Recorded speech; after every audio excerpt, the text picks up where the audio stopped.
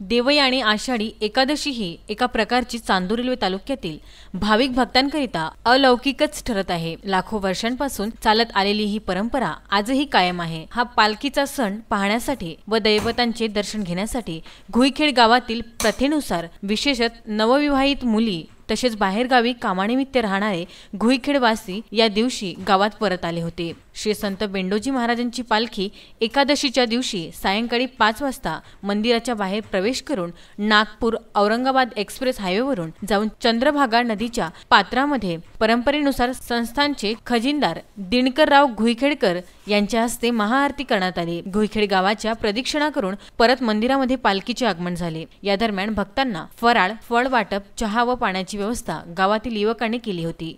परिसरातील महाराजांची मिरवणूक करण्यात आली होती।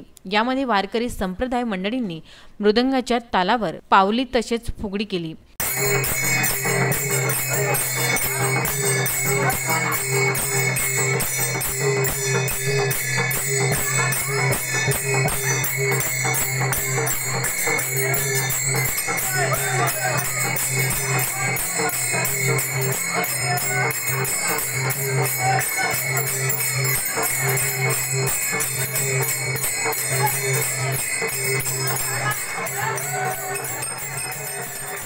यानंतर शेवटी 6:30 बेंडोजी महाराजांच्या आरतीला सुरुवात होऊन व अलौकिक सोहळ्याची समाप्ती झाली। या दरम्यान भाविक भक्तांची जवळपास 1 किलोमीटर पर्यंत रांग लागली होती।